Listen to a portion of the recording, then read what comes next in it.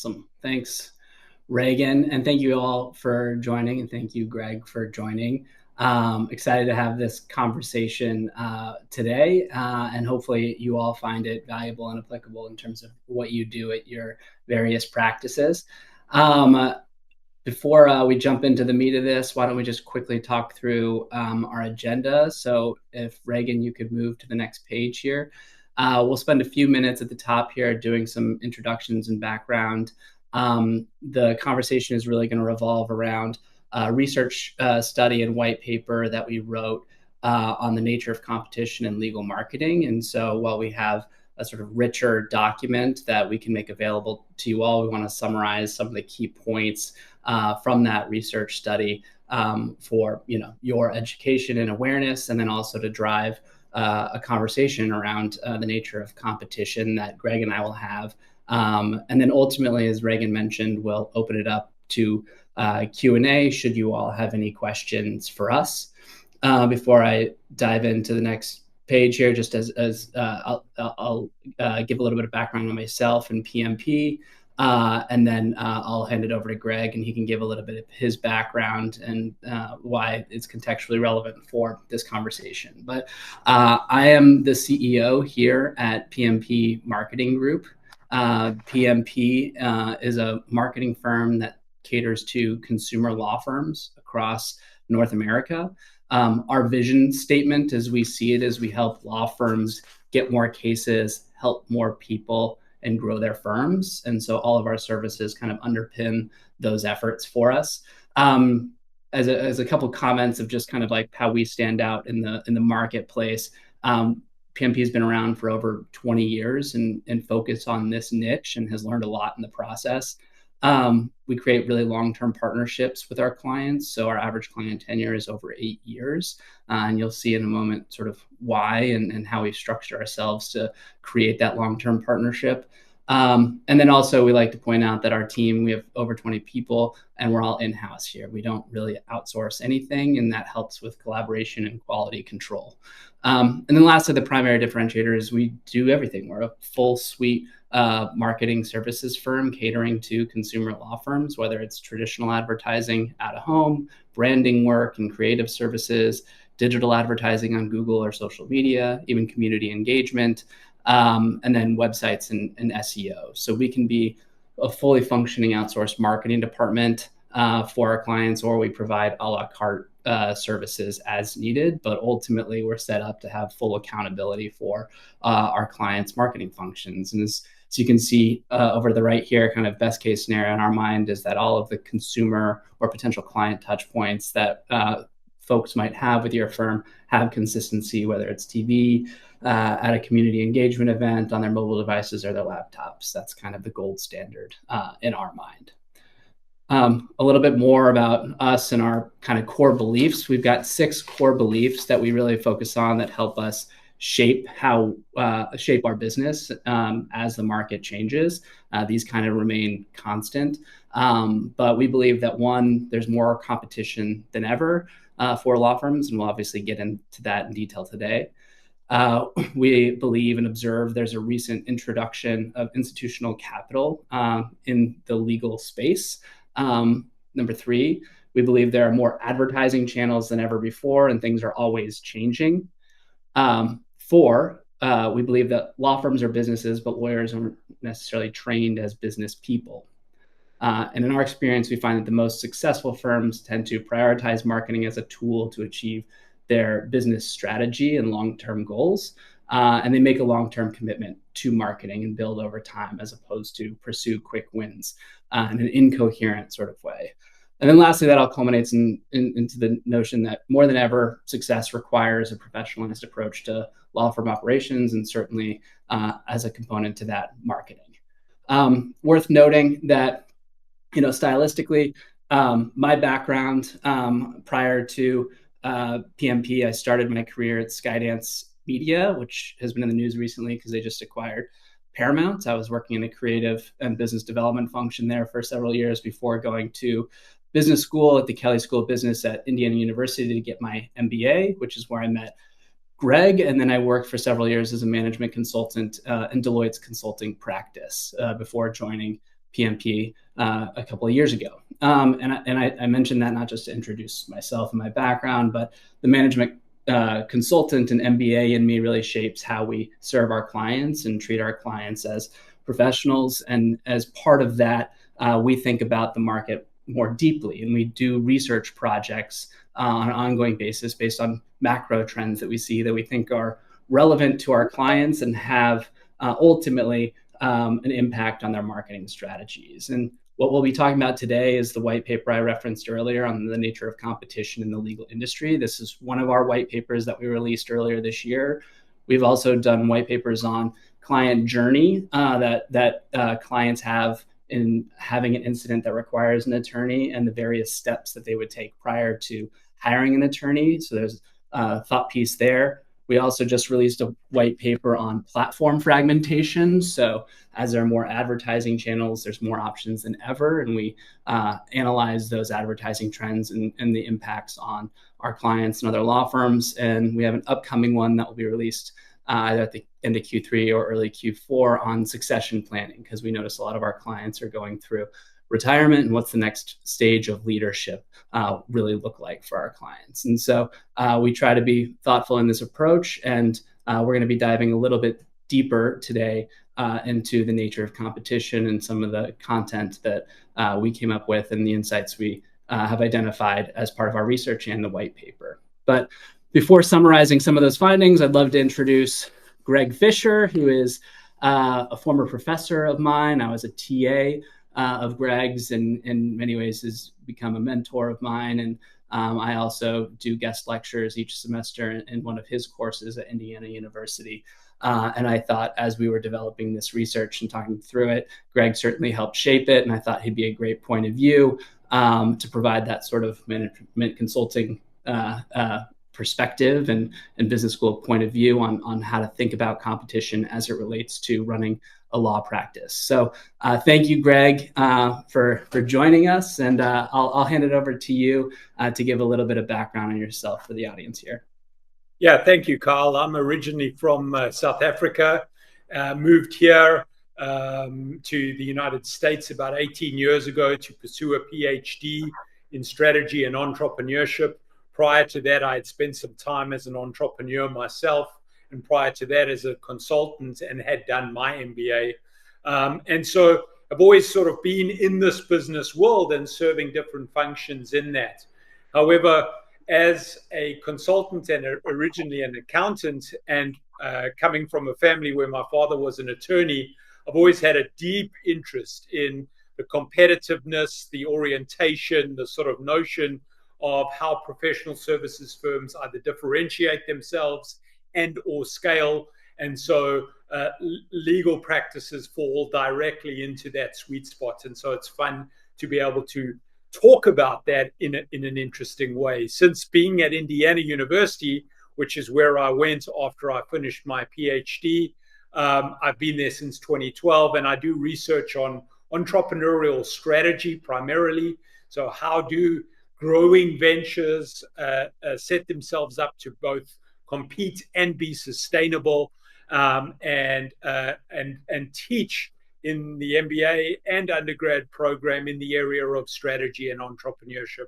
So I'm thinking about these ideas of competition, changing market dynamics, shifting regulation, and opportunities opening up through technological means and other means all the time. And it's interesting to now hone in on a particular industry and be able to think about some of those concepts, ideas, and sort of perspectives a little deeper. So thank you for inviting me, Carl. It's a privilege to be here. Awesome. Thank you, Greg. Appreciate it. And so with that said, I'm going to do an overview and summary of the research that is documented in more detail in the white paper, which we will make available to you all. And I've offered to allow Greg to pipe in if he has any comments or questions along the way before we actually have a conversation about the nature of competition as well. But the executive summary here is We observed in our client base a key trend of increasing competition and how it was shaping the legal industry, and certainly its impacts on marketing. And we noticed this and noticed that there are also sort of challenges that come along with that. In particular, there's more or less a fixed case supply, unlike other industries where maybe you can manufacture more supply. There's more or less a fixed case supply each year. And then from a supply and demand standpoint, that obviously creates a challenge from an economic point of view. We also noticed this growing competition and also perceived commoditization of legal services. So in short, the challenge is it's a high competition, low differentiation environment for a lot of law firms, and that is a difficult environment in which to operate. But there is opportunity for those who actually navigate it in a thoughtful way. And we'll get into some of our recommendations and our thoughts there. But really, the opportunity for firms facing this reality is to focus on strategic differentiation and profitability. So you've got sort of two levers to pull. You've got differentiation and market position and cost. Those are the things that you effectively compete on. And cost is going to be a function of your ability to afford to provide services at a specific cost, many of which are going to be fixed to a contingency fee basis, which puts pressure to focus on profitability for a firm. So getting into some of the research in more detail here, we notice that it certainly feels like there's more competition. Like you hear more radio ads driving around, you see more billboard ads, and you're somewhat inundated in various ways. But we also wanted to prove out, that it's an anecdotal trend that empirically it is happening. And based on ABA data, we can see that there's an increase, a 5% year-over-year increase in terms of the total number of attorneys, at least in the United States. But from a marketing and advertising standpoint, what we really looked at based on our proprietary data that we have are sort of like two platforms as indicators of increasing competition. The first is Google Ads, so pay per click on Google's search platform. One key input that we see here across markets for our clients is that the cost per click for relevant search terms, particularly within personal injury, is increasing over time. And it is an auction environment, so over time, the bids keep increasing, and that creates higher costs to play for firms that want to drive leads and cases via Google search ads platforms. And what we saw in our data across 2023 to 2024 was an 18% average increase in cost for those terms. So demonstrably, it's costlier to play within the Google ad environment.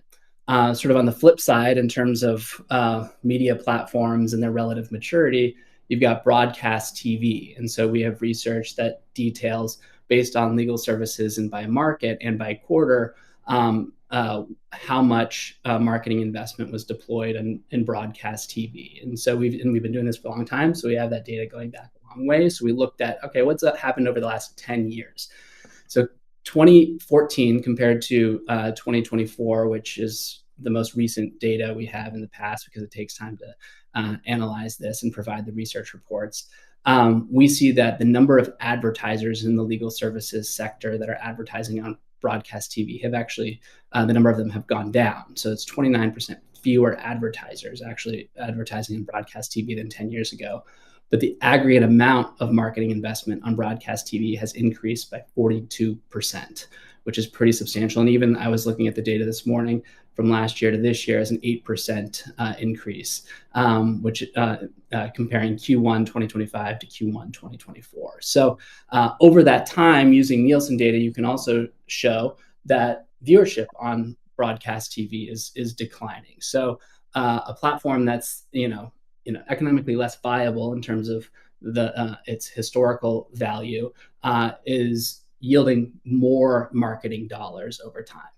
And comparing that to the number of advertisers, there's still a substantial number of advertisers, even though it's decreased over the last 10 years. What we see is that there's consolidation with each market seeing a handful of large advertising spenders on broadcast TV and then sort of a long tail and gap of people spending less on broadcast TV. So it is more competitive, and there are higher and more capitalized participants or players or law firms on this platform. So we look at this and we marry it against the anecdotal data, and we believe, and in this supportive fashion, that it is increasingly competitive for law firms to advertise and market. And it's just worth noting there, Carl, that those are just two platforms, and we've got more platforms than ever on which to advertise. So if you think about injury attorneys, it was traditionally billboards and maybe some TV. Now you've got Google layered into that, but then we haven't even accounted for things like Meta, which Facebook and Instagram and others, that you've just got more spaces in which to advertise and increased numbers being spent in all of those spaces, which just is indicative of a more competitive market. You've sort of moved out of this very professionalized space where people would just go to their local attorney to this space where there's just more players trying to attract more attention. And that drives this need for greater level of strategy, differentiation, and just being strategic about how you market. 100%. So taking that notion out a little bit more, it's like if you're a firm looking to market on all relevant and available platforms today, the cost on each platform is higher, and there are more platforms to be on. However, like the opportunity with increasing amount of platforms is that not everyone is on all platforms, and so you want to analyze where your competition is not. I might be jumping ahead, but you want to analyze where your competition is not and be positioning yourself in your local market or markets based on that. And to your point, that's where the strategy comes in to make sure you're being a responsible steward of your firm's marketing budget. And analyze where your core customers are. I think that's a big part of it, like deciding who you are as a firm, who you're trying to serve, in what kind of niche or differentiated way. Where do they look for these kinds of services, or where do they become aware of them, and being strategic about where you're going. So it's not only where your competitors are not, but also where are your core customers, so that you can spend in the right places.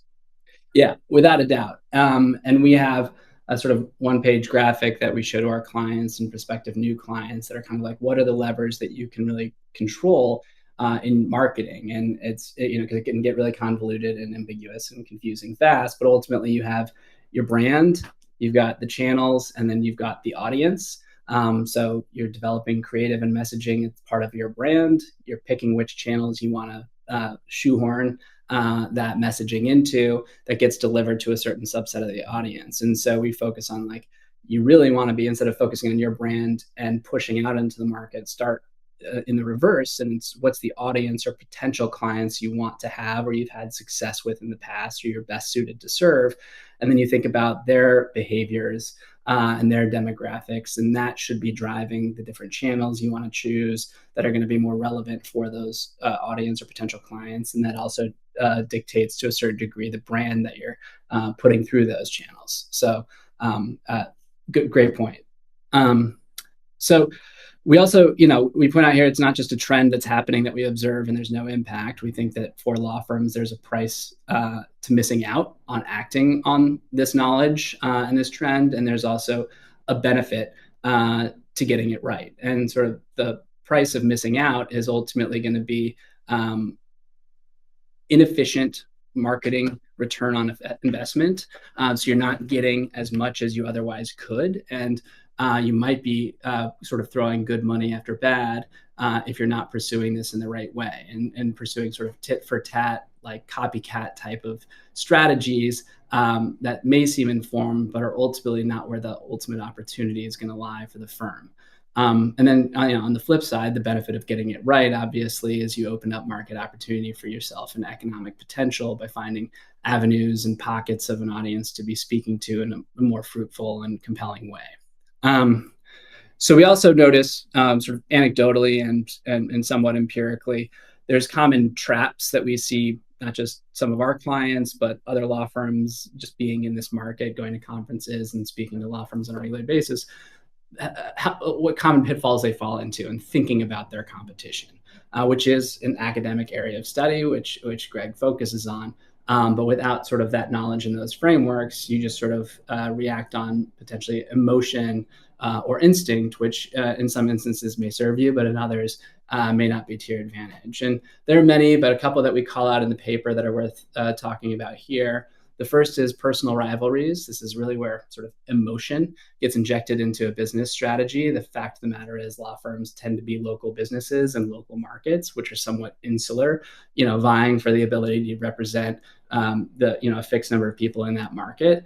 And law firm managing partners and others know their competitors personally and come across them. And so there may be sort of the personal effect coming into those decisions, and how that gets activated is perhaps there's what we've seen is putting a billboard across the street from your competitor's office in a low traffic area. You're not necessarily getting marketing benefit from that billboard. You may be thumbing your nose at your competitor, but it's not necessarily the most effective use of your marketing spend, but it might feel good or the right thing to do. You also might be chasing the wrong competitor who you have disdain for, or who you compare your firm against may not actually be a true competitor of yours. They may just be somebody who you have personal feelings towards, and you're defining your strategy based on that, not necessarily the true competitive set and the realities of the market. The second that we see is punching the biggest guy in prison, as we call it. And oftentimes, at least in personal injury, you can think about this as the Morgan and Morgans of the world, but also other sort of large regional and even in market long-term marketers who are market leaders. It's chasing that firm. And particularly if you're a solo practitioner or a smaller firm, that's not your competition. They're playing a different game in many respects. And so going after them as sort of a roadmap of what you should be doing for yourself, depending on sort of the size of your firm, is not necessarily the right thing to be doing. We also see anecdotally and in reality, people putting Morgan and Morgan's or John Morgan in their ads and trying to drive a sort of point of differentiation. We're not this guy, he's not from this market, but what you're really doing is ultimately giving him free media. That's happened in multiple markets. And so there is this sort of nature to go after that 800-pound gorilla, when in reality, you should be analyzing whether or not that's truly your competition, or you should be focusing somewhere else. And the last one here is winner-take-all mindsets, and just sticking on broadcast TV and Google for that matter. What we've seen over time, certainly, and what probably is contributing to the increasing spend on broadcast TV, is that because this data is available, you can see which firms are spending more than you in your market. And there's a temptation to outspend the next guy and try to sort of lead the market that way and knock them down. Similarly, you might be spending a lot more money and driving up the floor price on Google PPC if you're not careful. So there's this winner-take-all mindset, which in a way is kind of like a game theory concept, where it's if there could be collusion, you would all agree to spend less, bring the cost to play down, and make it more affordable. But because there's always going to be, everyone's acting in their own self-interest, there's going to be these folks who are constantly driving the price up, whether it's cost per clicks on paid search on Google, or even broadcast TV budgets. So this winner-take-all mindset actually develops a little bit of a race to the bottom in terms of profitability. So these are just a couple that we call out to illustrate our points here. And in terms of the solution and how we think about it, we want to develop some action points and a framework for firms to think about this. And what we recommend is listed here. And it really starts with the following the path of the arrow of the steps you want to take, but it's contextualized by these other concepts. And the first is you want to define your competition well. So you must define your true competitors and understand their growth aspirations, their economic models, their strategic priorities. And you want to be creating that subset of your competition that's going to be informing your overall strategy. And so you also want to sort of distinguish from substitutes as well. So in this space, there's a concept of substitute offerings, and one might be lead generation firms. They're not actually, in fact, law firms. They're lead aggregators that are effectively marketing firms. And that's not necessarily your competition either. That's a substitute for potential marketing exposure and services there. So first, be careful of identifying your your specific competitive set. Then you want to identify gaps in the market. And this is what Greg was alluding to earlier, but are there underserved niches that you have strength in? Are there geographies or underserved communities in your local market? Or the high demand areas that maybe aren't being properly served? You want to be meeting those clients and those opportunities where there are gaps in the market from your competitive set. So these are the steps you want to take. You ultimately want to be establishing a creative and objective mindset. So you need to be dispassionate about something that might feel personal if it's your law firm, and it's your market and it's your competitors. But you need to be thinking about the realities of the field at play and crafting your strategies consistent with that. You also want to be taking into account like creating sustainable strategies for yourself, being authentic, and certainly first and foremost, focusing on providing an excellent client experience as well. So these are things that you can do and should be thinking about and configuring your business around as you're thinking about the approach to competition. And then lastly here, you want to optimize for profitability. It's not just about revenue. You can't take revenue home at the end of the day. You take cash flow home at the end of the day. You can't invest, you don't invest revenue in marketing next year or needed technology investments in your firm next year. You take available cash flow and invest in that growth. And so it may be counterintuitive because you're thinking about sort of the market and the share of opportunity from a revenue standpoint, but the firms that are most successful optimize for profitability in a way that's consistent with their near-term and long-term strategies. So be thinking about this, holistically, not necessarily just in terms of how you want to sort of market yourself in that market. So this is hopefully, a useful guide to you. Certainly, there's a lot more specifics and action points that we have in the white paper itself, which we can share with you all. But this is something that sort of summarizes the mindset and the approach that we want to see firms taking to navigate kind of these market realities effectively and to the benefit of their firm and their team. So with that said, I'd like to just have a little bit of a conversation with Greg, kind of unpacking some of the concepts in there and the nature of competition in general, and also get a sense to understand kind of like what do we see in other kind of like corollary markets. There's a famous strategist, Clayton Christensen, who wrote The Innovator's Dilemma, which is sort of a well-known and famous business book. And one of the things he outlines in there is like you want to be finding sort of like parallel industries, learning from the patterns of those industries and apply it to your own industry so you can understand how innovation is likely to impact your industry and get ahead of it. And so I think it's useful.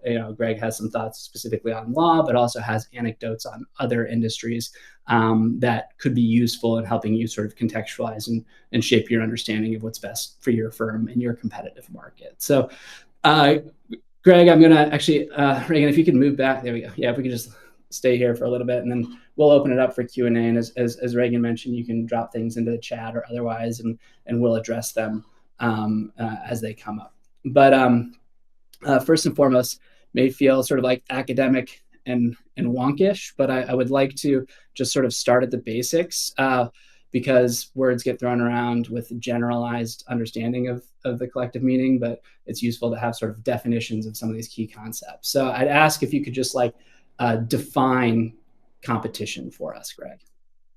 So competition is, I define it as who is taking a share of your profit in your industry space. And so it might be that you're very competitive against rival firms and they're taking a share of your profit. But competition can also be explored more broadly than that. If customers are suddenly becoming very powerful because they've got access to more information or technology on hand, or the regulation changes about what they can and cannot do for themselves, then suddenly they may be chewing up some of your profit or not as in demand of what you're offering and become, in essence, competitors. If suppliers suddenly have a unique resource or unique perspective or unique insights that they can start to charge more for whatever they're supplying, whether it's legal talent or technology providers or information providers suddenly have something that's desperately desired by your practice, and and they push their prices up and you've got no other options from which to buy, they in essence become quote unquote competitors. And then if there is if barriers to entry in a particular industry are suddenly lowered and many more people can enter, all of a sudden you've got more competition, and essentially competition increases. So competition directly is other firms with which you're competing, but more indirectly is both your suppliers and the power they have in negotiating relationships, and your buyers and the power that they have, and the extent to which products or services can serve as substitutes, or new entrants can come in and join those competitors in your space. So thank you. That's great. And we outline the concept of Porter's five forces as a useful framework in the white paper, and you spoke to power of suppliers and customers and new entrants and rivals and substitutes. And you mentioned pricing as well, which is interesting because I alluded to this earlier, and I don't think everybody on this call is necessarily going to be a personal injury practice. Others are going to be billing hourly rates or sort of retainer model, but certainly in personal injury, you've got the contingency fee model, which can be negotiated, obviously, but ultimately it's kind of like a standard, 33% market standard, but you see firms actually advertising. I've seen firms advertising for lower fees. And so, first of all, just as an aside, we find that the vast majority of people who do market polls, they don't know how the contingency fee model works. They assume if you're calling a lawyer, you're instantly being billed because they're not thinking about it until they actually need it. And then despite all of the, free unless we win advertising out there, they kind of tune that out until they need it. But really, they go accustomed to it when they're doing their research. And the reality is, they don't necessarily know that fee. So using it as a point of differentiation isn't necessarily as useful because they don't have the context for it. And also, there's also the nature of this sort of like race to the bottom, like getting into pricing wars is one of the surest ways to sort of destroy an industry. So it's a oftentimes foolish practice in this space. And can lead to sort of unintended outcomes that are not necessarily in the best interest of the firm or the clients. So I'm glad you sort of provided that well-rounded view of competition and how to think about it. I'd love if you could also, just going back to the basics, the word strategy gets thrown around a lot, even by me. So, and you're a professor that teaches strategy. So could you give just kind of a layperson sort of definition of like kind of the true academic meaning of strategy? Well, I've worked hard at trying to define a concrete version of how I think it's valuable to pragmatically define strategy. And I've arrived at the sort of notion that strategy is about 3Ds. Diagnosing what your most big picture challenge or opportunity is. So in some instances, you might be making decisions about big challenges that are coming, regulatory changes, technological shifts or something, and concretely diagnosing what that is. So that's your first D. Your second D is then deciding what to do about that, and making clear choices about we're going to do this and we're not going to do that. And you say no to certain things and yes to other things in order to try and address that challenge. And then your third D is specifying how you're going to deliver on those choices. In other words, implement or execute your decisions. And if a strategy is missing any one of those 3Ds, so you don't diagnose what's going on around you and what your competitors are doing and what your core challenge or opportunity is, then the decisions you make are invariably meaningless or much less impactful, and things fall apart. If you diagnose but you never decide what you're going to do about it, things also fall apart. And if you never decide how you're going to implement your decisions, things also fall apart. So my definition of strategy is a diagnosis of the core challenge or opportunity, a decision as to what we're going to do in response or proactively to address that, and a set of delivery mechanisms to implement that decision in the organization. And so 3Ds, always remember the 3Ds. And the book that I've written about strategy is called Strategy in 3D, to reinforce that sort of core notion of the tripartite version of strategy. Absolutely. Um, it's interesting because not just within law firms, but sort of like any business, and frankly, it's like a sort of human characteristic of like things that you like to do and are good at, and things you can kind of wrap your hands around more tangibly are things that people tend to focus on, and to the exclusion of things that maybe you don't like to do, aren't good at, or is not as easy to define. And so strategy is one of those things that feels sort of uncomfortable and ambiguous for folks because it's tempting and feels like near-term value and progress to be focusing on kind of like the challenge in front of you. But ultimately, over time, you're sort of solving the wrong problem. And if you don't sort of take that time to focus on the uncomfortable and new thing and explore kind of the diagnosing phase, and then analyze your decisions, and then ultimately plan for delivery, you might have some near-term wins and the feeling of progress, but it's really going to be a little bit more like activity than progress, and not necessarily achieving like what you want out of your business or your law firm in this case. So yeah, thank you. Yeah. I often say that attorneys are very good at working in their business, the day to day. What do I need to do for this client? What do I need to do to move this case forward? What do I need to do to maybe win one more client? But not that great at working on their business, which is thinking about how am I positioned in the market? What technological and regulatory shifts are happening? How might this industry look in 3 or 4 years' time? And hence, that sort of notion of missing out on working on the business means you often not doing the strategy work that's necessary to set yourself up for success. Yeah, absolutely.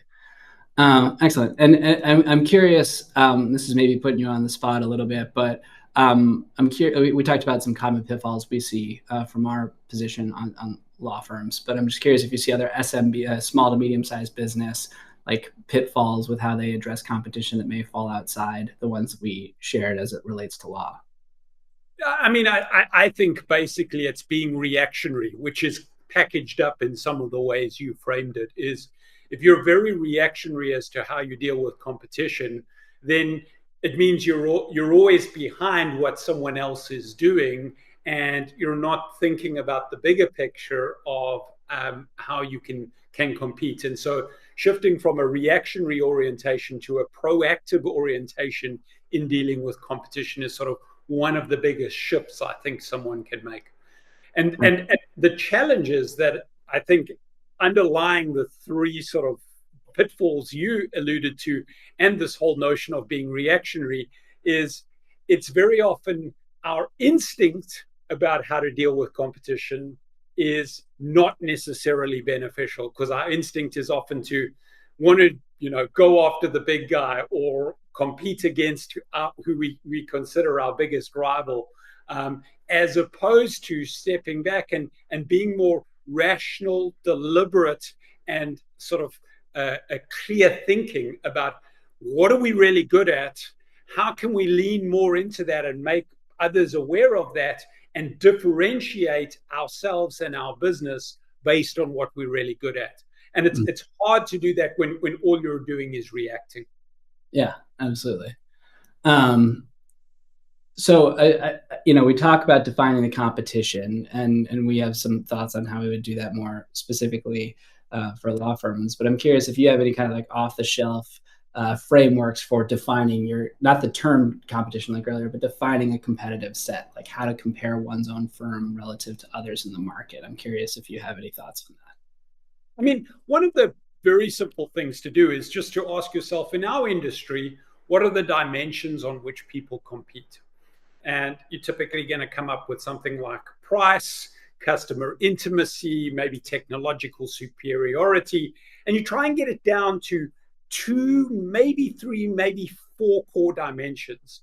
And then you just start to say, okay, well, who are the other firms that are potentially attracting clients that we would ultimately want, and how do they stack up on those dimensions, and begin to understand that there are these different kinds of firms. And I think the white paper does a great job of this, of sort of distilling these different kinds of legal practice archetypes that you might be coming up against, and does it pretty much based on sort of size and age, but you could also layer sort of price points into that, and maybe technological sophistication or efficiency into that.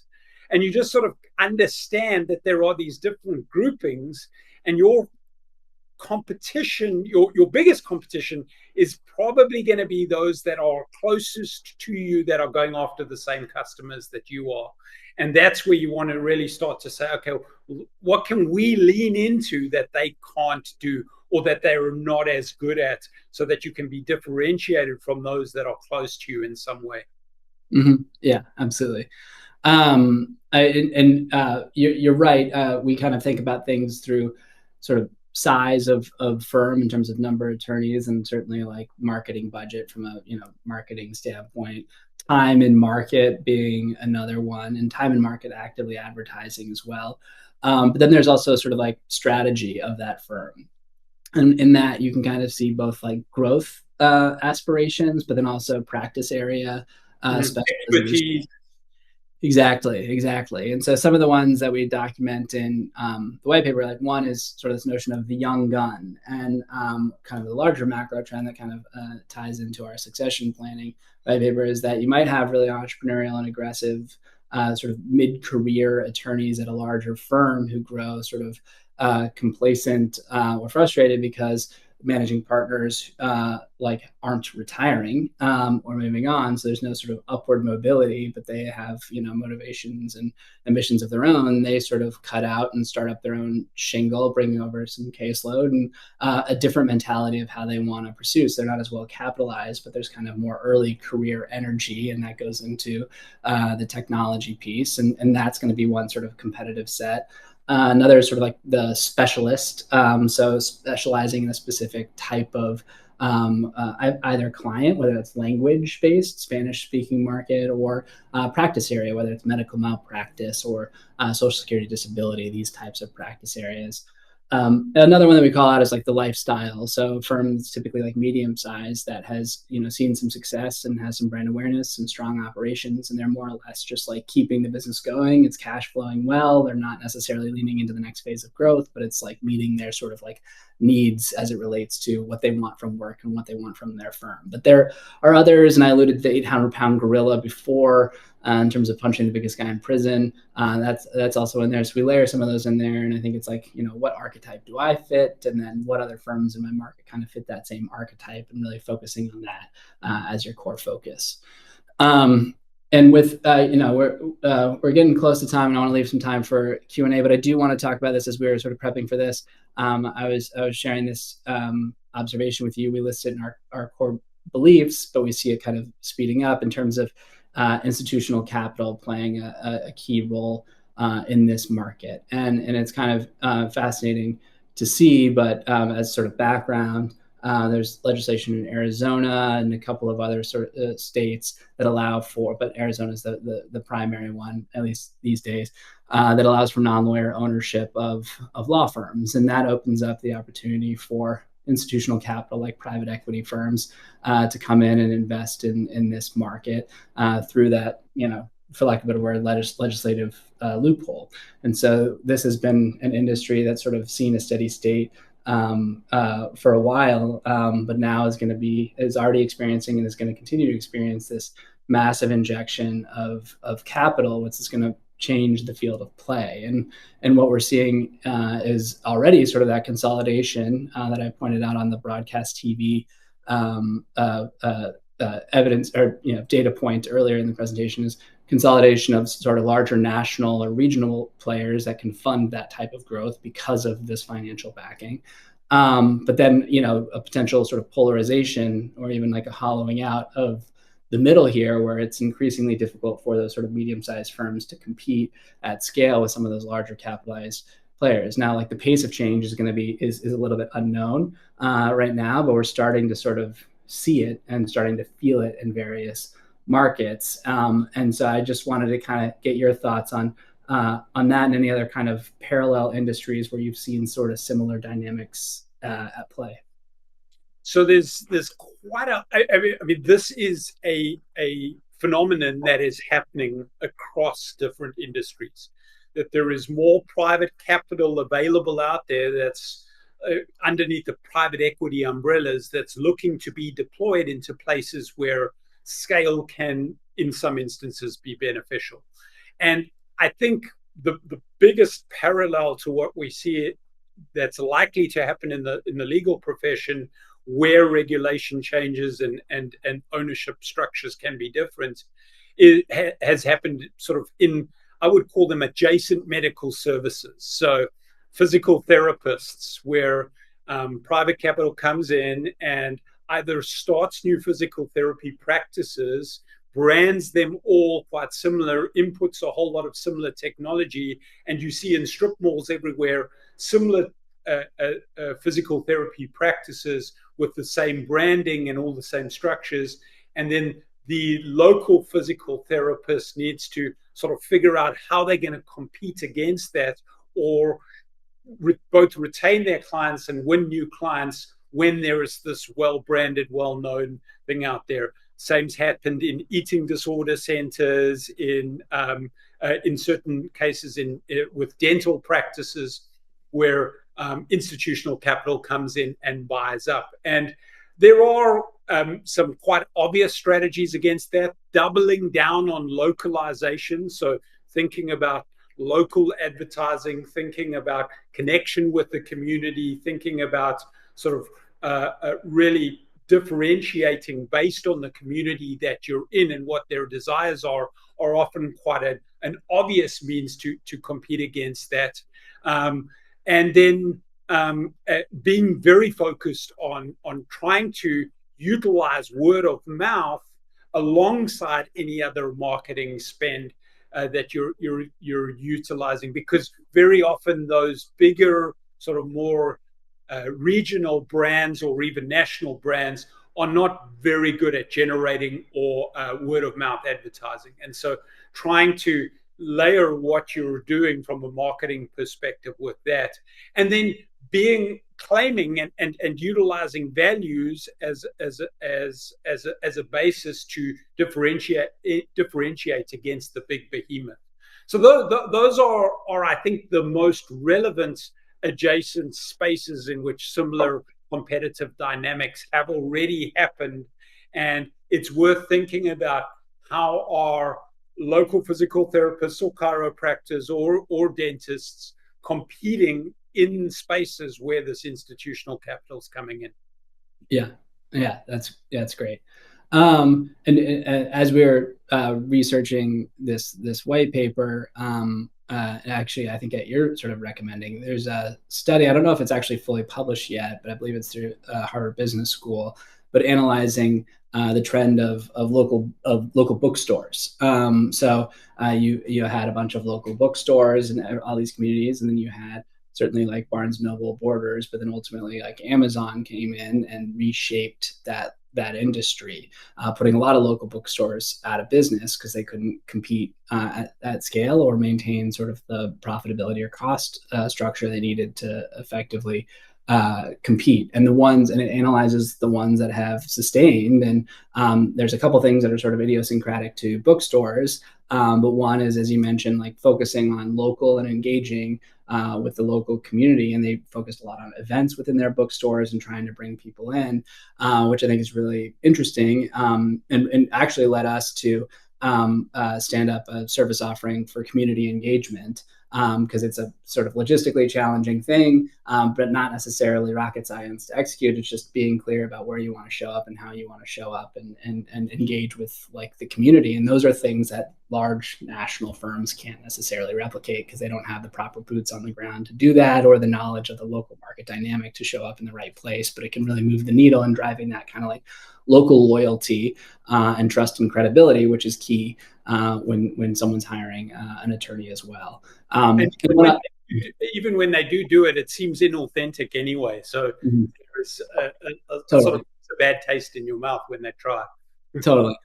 I was listening to a podcast from Ken Hardison at Pilma, who's a really well-known and prominent voice in this space, interviewing an attorney, Howard Ankin, out of Chicago. And the sort of parallel that Howard Ankin was calling out was pharmacies, local pharmacies being a sort of similar concept that, many decades ago, you'd have sort of the local corner pharmacy that was owned by a family in town, and then they got snapped up or put out of business by Walgreens and CVS. So you kind of have these like dominant brands or competitors that show up, and there's going to be a critical mass. It's kind of the Coke and Pepsi. There's going to be a couple that kind of compete at that space, but then it creates a little bit of a hollowing out of the middle, but then pushes those to really be focused on specializing on what they do best and standing out with their own strategy and competitive focus. And so I thought that was another kind of like useful parallel to be thinking about. And I think it's also worth keeping in mind, we're talking about competition, but like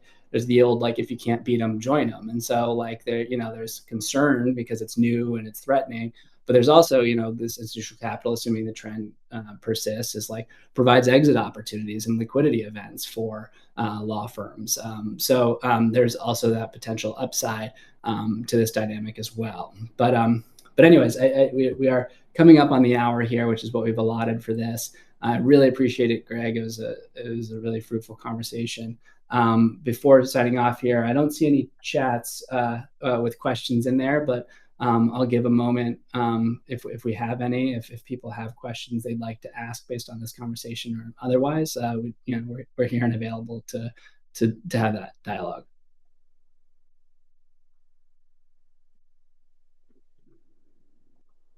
All right. Well, thank you all for joining us. Hopefully you found it interesting and informative. I believe I think we can access emails or contact information from attendees here, and we can follow up with a digital copy of our white paper. But if anything stands out as interesting, you'd like to have a longer conversation with us, obviously, please feel free to reach out to our website or via our social media channels, and we'd love to have a chat with you about your law firm. So thank you, everybody. Thank you very much, Greg, for joining and contributing in such a positive way. We really appreciate it and hope everyone has a great rest of their week.